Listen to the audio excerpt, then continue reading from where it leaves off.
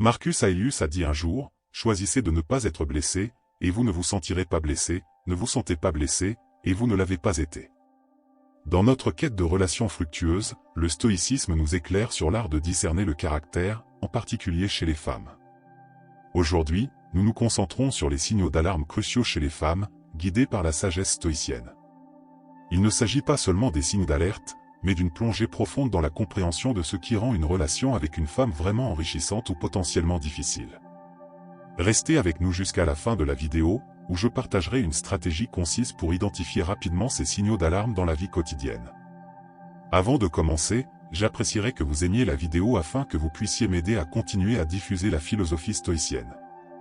Si vous n'êtes pas abonné, je vous recommande de vous abonner et d'activer la cloche pour ne manquer aucune vidéo. Drapeau rouge numéro 1, le matérialisme excessif. Comprendre le drapeau rouge du matérialisme excessif chez les femmes implique de reconnaître une profonde déconnexion avec les principes stoïciens, qui mettent l'accent sur l'épanouissement intérieur plutôt que sur les possessions extérieures. Ce trait de caractère est particulièrement inquiétant chez l'un partenaire, car il suggère une dépendance aux biens matériels pour le bonheur et l'estime de soi plutôt qu'aux vertus personnelles et à la profondeur émotionnelle. Prenons l'exemple d'une situation où toutes les conversations avec un partenaire tournent autour des dernières tendances de la mode, des voitures de luxe les plus récentes ou des bijoux les plus chers. Si le fait d'apprécier les belles choses n'est pas négatif en soi, lorsque ces désirs matériels dominent les priorités et les conversations d'une personne, cela indique un problème plus profond. Le stoïcisme nous enseigne, à travers les mots d'Épictète, que la richesse ne consiste pas à avoir de grandes possessions, mais à avoir peu de désirs. Cette philosophie prône un contentement qui vient de l'intérieur et non des acquisitions matérielles. Le problème du matérialisme excessif ne se limite pas à une préoccupation pour la richesse et les possessions, il s'étend à la manière dont il façonne les relations d'une personne et l'image qu'elle a d'elle-même. Une femme qui définit sa valeur et son bonheur par des possessions matérielles peut avoir du mal à apprécier les aspects intangibles d'une relation, tels que le soutien émotionnel, la compatibilité intellectuelle et les expériences partagées. Concrètement, cela peut se traduire par un partenaire qui mesure le succès d'une relation à l'aune de l'abondance des cadeaux ou de l'extravagance des vacances. De telles attitudes peuvent peser non seulement sur la dynamique personnelle, mais aussi sur les finances, entraînant des modes de vie insoutenables et une insatisfaction constante. Un partenaire trop axé sur la richesse matérielle peut également manquer de résilience, comme l'enseigne le stoïcisme, en particulier face aux inévitables hauts et bas de la vie, qu'aucune somme d'argent ne peut résoudre. En outre, une approche matérialiste de la vie peut être en contradiction avec la valeur stoïcienne qui consiste à vivre une vie utile et pleine de sens. Le stoïcisme nous encourage à rechercher l'épanouissement en contribuant au bien-être des autres et en nous engageant à nous améliorer. En revanche, un matérialisme excessif conduit souvent à un mode de vie égocentrique où le gain personnel et l'apparence prennent le pas sur la responsabilité collective et la vie éthique. Un matérialisme excessif chez un partenaire, en particulier lorsqu'il devient un trait dominant, est un signal d'alarme car il indique un décalage potentiel avec les valeurs stoïciennes telles que la simplicité, le contentement et la recherche de la vertu plutôt que de la richesse matérielle. Pour ceux qui recherchent une relation fondée sur les principes stoïciens, ce trait de caractère peut être un signe d'incompatibilité, mettant en évidence des valeurs et des priorités différentes qui pourraient faire obstacle à une connexion significative. Deuxième drapeau rouge, le mensonge habituel. Le mensonge habituel chez un partenaire, en particulier chez les femmes, est un signal d'alarme important dans le contexte du stoïcisme, qui accorde une grande importance à la vérité et à l'intégrité. Le stoïcisme ne se limite pas à la maîtrise des émotions ou à la résistance aux épreuves, il s'agit fondamentalement de vivre une vie de vertu et d'authenticité. Un menteur habituel contredit ce principe fondamental, indiquant une profonde déconnexion avec la quête stoïcienne d'une existence honnête et authentique. Dans la vie de tous les jours, ce signal d'alarme peut se manifester de diverses manières subtiles. Il peut s'agir d'une chose aussi anodine que d'exagérer des histoires pour paraître plus impressionnant ou d'une chose aussi grave que d'inventer des aspects de son passé. Ces mensonges, quelle que soit leur gravité, sapent les fondements de la confiance, qui est essentielle dans toute relation. Marc Aurèle a dit un jour, « Si ce n'est pas bien, ne le fais pas, si ce n'est pas vrai, ne le dis pas ». Cette maxime souligne l'engagement stoïcien en faveur de la vérité, non seulement en tant que principe moral, mais aussi en tant que fondement pratique de relations saines. Le problème du mensonge habituel est multiple. Tout d'abord, il crée une relation fondée sur des mensonges, dans laquelle une compréhension et une connexion authentique sont impossibles. Par exemple, si une femme ment sur ses intérêts, ses réalisations ou ses sentiments, son partenaire entretient essentiellement une relation avec une fausse version d'elle-même. Ce manque d'authenticité empêche l'établissement d'un lien profond et significatif, ce qui est essentiel pour une relation épanouie. En outre, le mensonge habituel reflète un manque d'acceptation de soi et d'authenticité, des caractéristiques très appréciées dans le stoïcisme. L'approche stoïcienne de la vie implique de se confronter et de s'accepter tel qu'il est, avec ses défauts et ses qualités. Lorsque quelqu'un ment constamment, cela cache souvent des insécurités ou un refus de faire face à la réalité.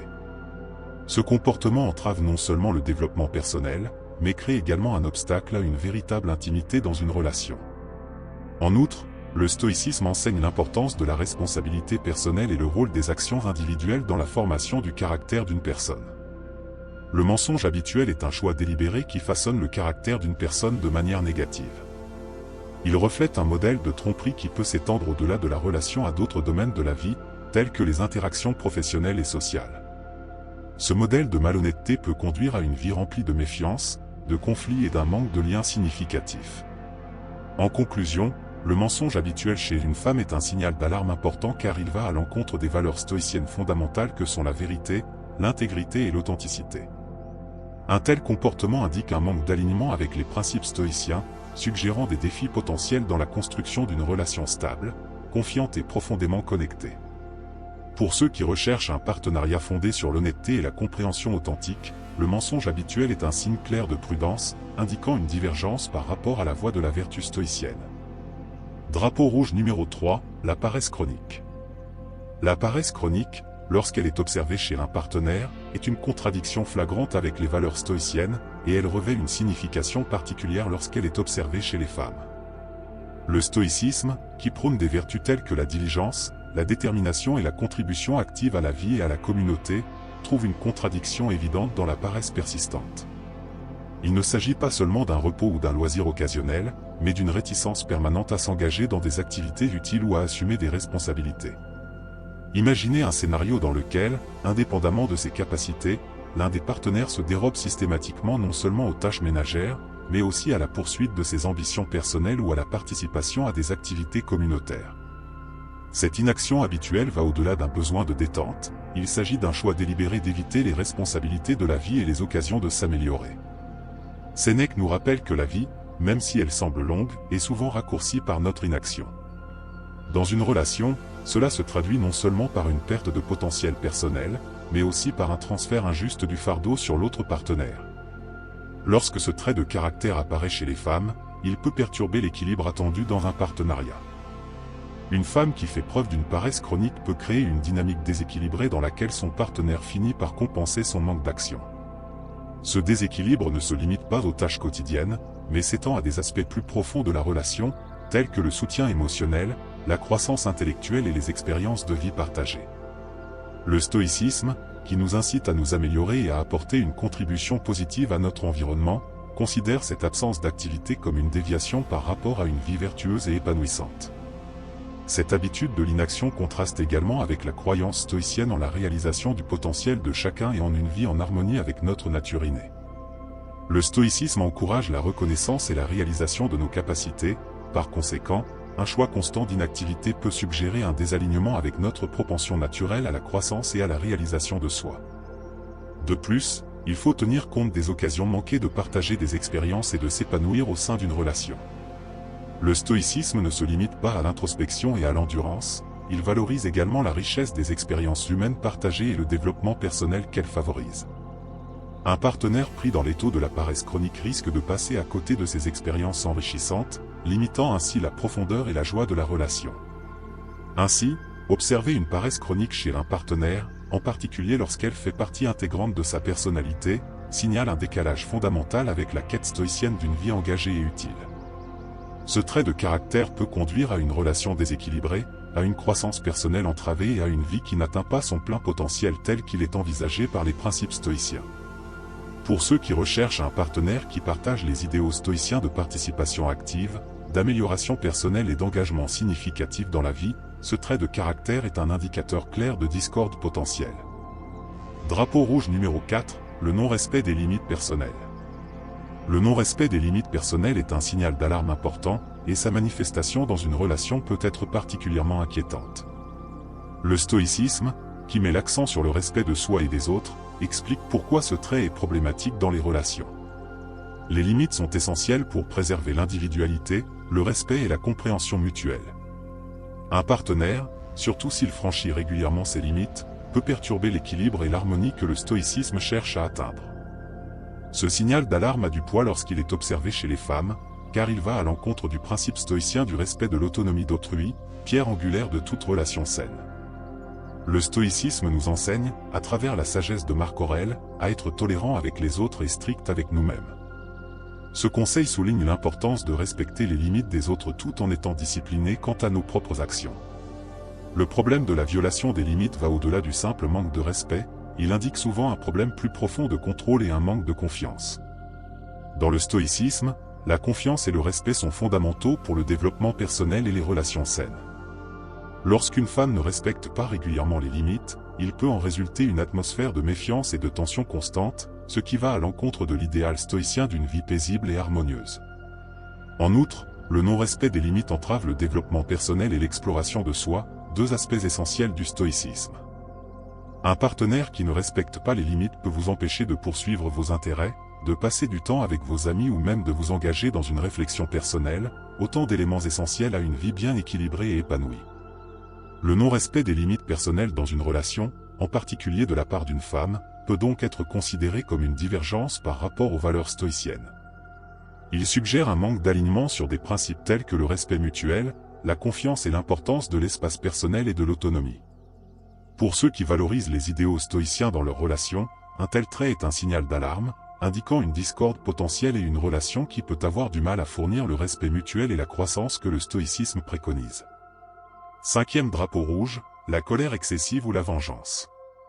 Une colère excessive ou une tendance à la vengeance chez un partenaire peut être profondément déstabilisante, et elle contraste fortement avec les principes stoïciens. Le stoïcisme enseigne la valeur de la régulation émotionnelle et l'importance de réagir aux situations avec un esprit calme et rationnel. Lorsque ces principes ne sont pas respectés, comme c'est le cas chez une personne qui manifeste fréquemment une colère intense ou qui cherche à se venger, l'harmonie et la stabilité d'une relation s'en trouvent gravement compromises. Prenons l'exemple d'une situation où, après un désaccord mineur, votre partenaire réagit non seulement par une frustration passagère, mais aussi par une colère prolongée ou cherche à se venger de vous d'une manière ou d'une autre. Cette réaction va au-delà des réponses émotionnelles normales, elle indique un problème plus profond d'émotions incontrôlées et un désir de vengeance. Épictète a dit un jour, les hommes ne sont pas troublés par les choses, mais par le regard qu'ils portent sur elles.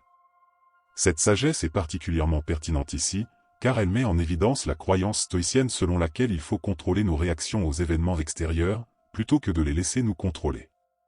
Dans le contexte des relations, ce signal d'alarme prend une signification supplémentaire. Une femme qui a souvent recours à une colère excessive ou à des pensées de vengeance peut créer un environnement toxique. Un tel comportement ne conduit pas seulement à des conflits constants, mais érode également les fondements de la confiance et du respect mutuel qui sont essentiels dans tout partenariat. L'approche stoïcienne de la gestion de la colère consiste à comprendre la cause profonde de ces émotions et à y répondre de manière constructive. Lorsqu'un partenaire a l'habitude de réagir avec colère ou de chercher à se venger de ce qu'il perçoit comme un affront, il montre qu'il n'est pas en phase avec cette approche. Cela suggère une incapacité à s'engager dans la réflexion et la maîtrise de soi qui sont au cœur de la philosophie stoïcienne. En outre, ce comportement peut entraver le développement personnel et relationnel.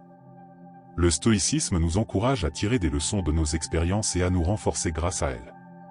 Cependant, lorsque la colère et les idées de vengeance dominent une relation, il devient difficile de cultiver la compréhension et la compassion nécessaires à la croissance. Ce trait de caractère, lorsqu'il est observé chez un partenaire, est un indicateur clair d'un décalage avec les valeurs stoïciennes de rationalité, de contrôle des émotions et de recherche d'une vie harmonieuse. Il suggère des difficultés à construire une relation stable, pacifique et mutuellement enrichissante, qui sont des objectifs clés pour ceux qui suivent les enseignements stoïciens. Pour les personnes à la recherche d'un partenaire qui incarne les vertus stoïciennes, la présence d'une colère excessive ou d'un esprit de vengeance est le signe d'un conflit potentiel et d'une relation qui pourrait avoir du mal à s'aligner sur les principes du stoïcisme. Drapeau rouge numéro 6, la dépendance excessive à l'égard des relations. La dépendance excessive à l'égard des relations peut être un problème important dans le contexte du stoïcisme, qui met l'accent sur l'autosuffisance et la résilience personnelle. Chez un partenaire, Cette dépendance excessive se manifeste souvent par un besoin constant d'être rassuré, validé ou soutenu, au point que son estime de soi ou son bonheur dépendent entièrement de la relation. Imaginez un scénario dans lequel chaque décision, petite ou grande, nécessite l'approbation ou la contribution d'un partenaire. Cela peut aller de la recherche d'une validation constante des choix quotidiens à l'incapacité de faire face aux défis de la vie sans un coup de main important.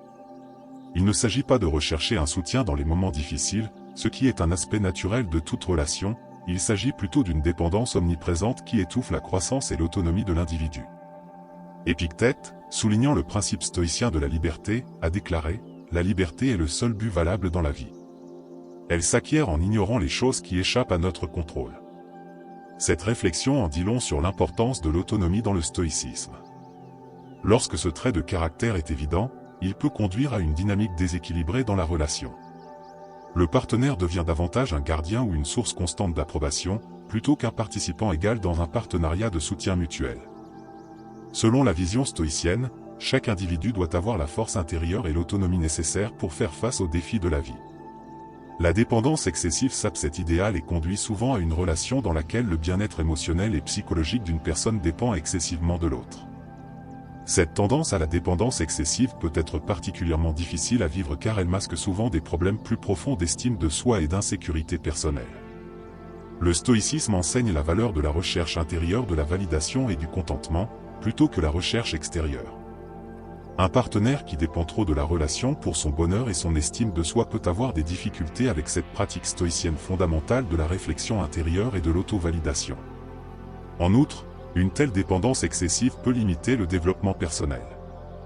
Le stoïcisme ne consiste pas seulement à supporter les épreuves de la vie, mais aussi à en tirer profit. Lorsqu'un partenaire s'appuie trop sur la relation, cela peut l'empêcher de faire face à ses propres défis et d'en tirer des leçons, un processus essentiel pour la croissance et le développement personnel.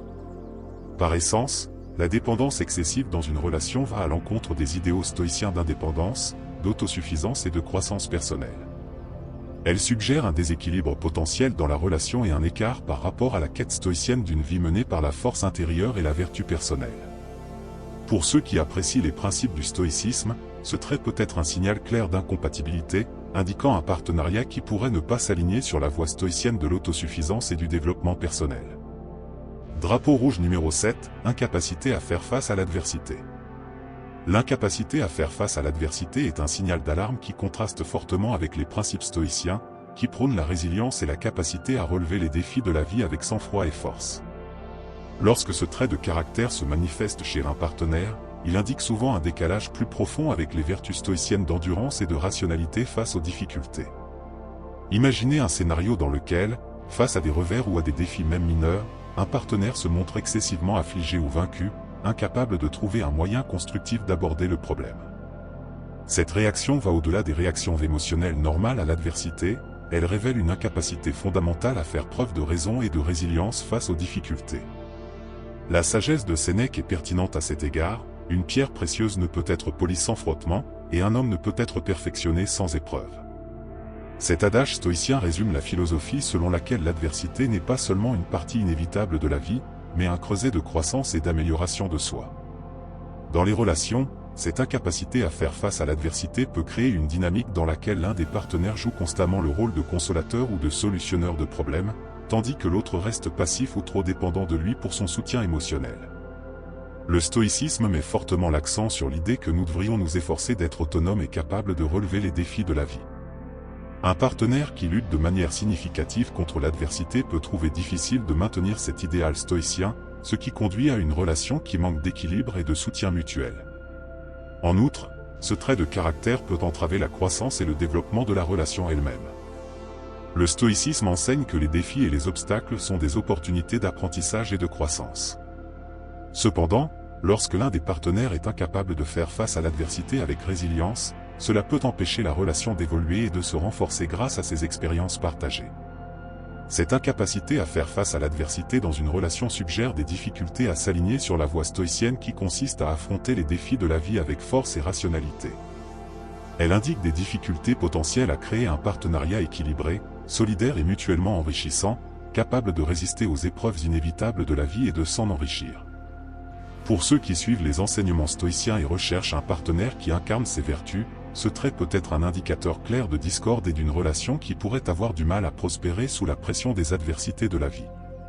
Après avoir parcouru les 7 signaux d'alarme que le stoïcisme met en garde contre les femmes, il est clair que la sagesse stoïcienne ne se contente pas de nous aider à identifier les problèmes potentiels, mais qu'elle nous guide également pour forger des relations plus fortes et plus significatives. Comme promis, nous allons maintenant dévoiler une stratégie permettant d'identifier rapidement ces signaux d'alarme dans vos interactions quotidiennes. La clé réside dans la pleine conscience et l'observation. Prenez du recul dans vos interactions et observez, y a-t-il des comportements cohérents qui correspondent aux signaux d'alerte dont nous avons parlé? Sa réaction face à l'adversité, son respect de vos limites ou son approche des biens matériels reflète-t-il systématiquement ces signaux d'alerte? Rappelez-vous qu'il ne s'agit pas de juger hâtivement, mais de reconnaître des schémas au fil du temps qui pourraient indiquer des problèmes plus profonds. Réfléchissez, observez, décidez. Maintenant, je suis curieux d'entendre ce que vous avez à dire. Quels sont les signaux d'alarme que vous avez rencontrés dans vos relations? Partagez vos expériences dans les commentaires ci-dessous. Apprenons les uns des autres. Rappelez-vous, naviguer dans les relations avec la sagesse stoïcienne est un processus continu rempli d'apprentissage et de croissance. Accueillez ces connaissances, laissez le discernement stoïcien guider vos choix et allez de l'avant avec confiance dans vos relations. Puisse cette sagesse enrichir vos interactions avec les femmes et vous conduire vers des relations plus significatives et plus équilibrées.